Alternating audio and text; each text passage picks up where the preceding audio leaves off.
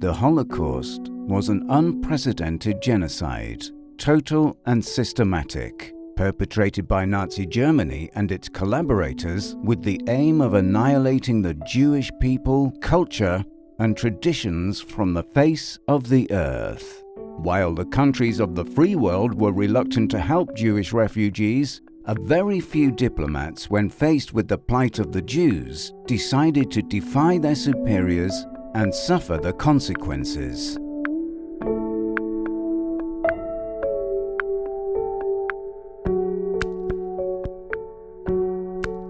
אנחנו בשלב שאנחנו יושבים ומסדרים את השמות של חסידי אומות עולם.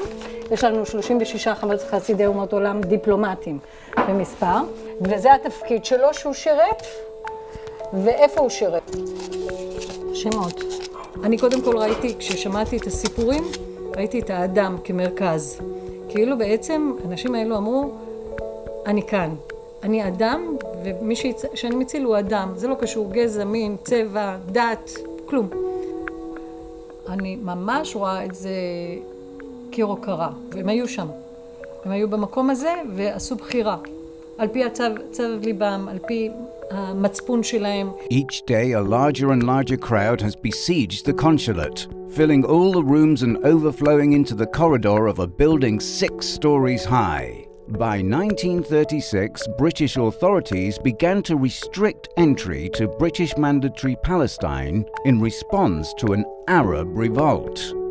We heard that there was this man Foley who was kind to the Jews. My mother begged him. He just paced up and down a little and then asked for my passport and put the visa stamp on it. He did not ask any questions. Captain Frank Foley, a veteran of World War I, was stationed in Berlin as passport control officer at the British Embassy. Defying the Foreign Office, Foley bent the rules to issue visas for Jews to get to Palestine and other Commonwealth countries, even to people who did not meet Britain's stiff conditions for entry. By the time of the Kristallnacht pogrom in November 1938, Foley and his wife had taken to sheltering Jews overnight in their apartment.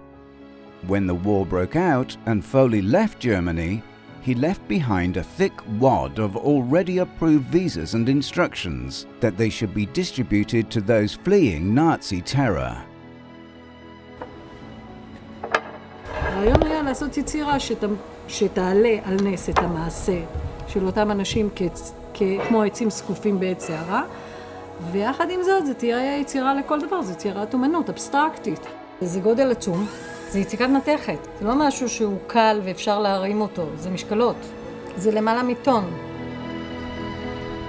Shayun Sugihara, a Japanese diplomat, arrived in Lithuania's capital, Kovno, in 1939.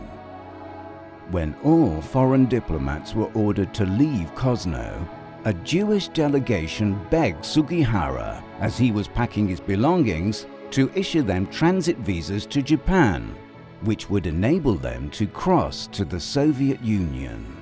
Troubled by the refugees' plight, he began issuing visas on his own initiative.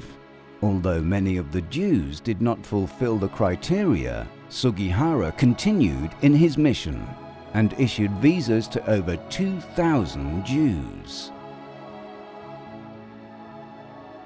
עכשיו אנחנו נכנסים לבית הליטוש של הסטודיו.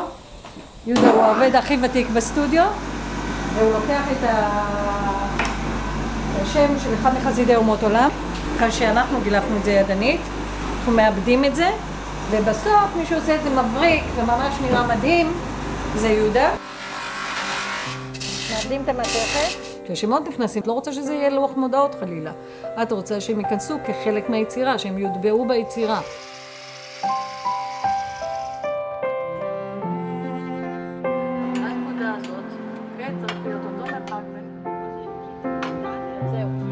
אבל כישראלית צברית, אנשים לא מבינים, אתה צבר. אצלנו אנחנו שוברים עצים, שוברים אבנים ומגיעים ועושים ויוזמים ושום דבר לא עומד בדרכנו.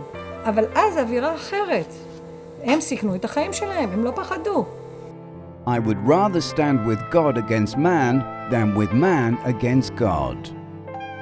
Following the German invasion of France in May 1940, Aristides de Sousa Mendes, Portugal's consul general in Bordeaux, France, was faced with thousands of refugees congregating around his consulate.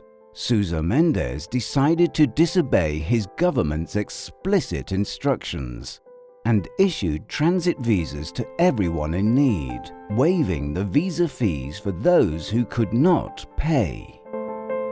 Sousa Mendes issued visas to several thousand refugees. When Lisbon learned of Sousa Mendes' actions, he was dismissed from the Foreign Office, leaving him destitute and unable to support his large family. The Foreign Ministry of Israel expects of its diplomats to be disciplined, professional, to achieve their goals. But we also expect them to be moral actors, and that goes before all else. And I think that's what we're trying to say here with this tribute site which we've constructed here in the Foreign Ministry. Hearing the stories of 36 diplomats who went deep down into the, if you would like, the moral roots, beyond the duty, beyond the regulations, beyond the formats in which usually diplomats operate, and took a risk, a personal career, and also to their family, and did what I would like to have believed any Israeli diplomat meeting such a challenge of moral consequences will pick the same choice, to save lives and not to abide only by regulations. I've taken on this assignment, and I will never be able to return to Stockholm without knowing that I've done all a man could do to save as many Jews as possible. Wallenberg arrived in Budapest on July the 9th, 1944, with a list of Jews whom he was to help, and 650 protective passports for Jews who had some connection with Sweden. He soon widened the scope of his work and began to issue thousands of protective letters. When the fascist Arrow Cross movement instilled a reign of terror in Budapest, Wallenberg and some of his colleagues abandoned all diplomatic routine and set out to save Jews from executions and death marches. They followed the columns of Jews who were marched to the Austrian border and freed them by claiming that they were under Swedish protection. When the Soviets entered the city, Wallenberg was taken away by Russian soldiers, never to be seen again. His fate in Soviet captivity is still shrouded in mystery. אז זה במפורשות להגיד, הם אמרו, עיר האם, כאן אני, הנני, זה מבחינתי הכי חשוב. אם הצלחתי ותהיה יצירת אמנות, אז בזה עשיתי את שלי. הג'ויפול בלעשות את זה, זה השכר האולטימטיבי בשבילי. Despite having experienced ultimate evil, unimaginable loss, and terrible betrayal by their neighbors, they never forgot their benefactors. The Righteous Among the Nations program is therefore an expression of the survivors' affirmation of life, their courageous spirit, and their unshakable faith in humankind.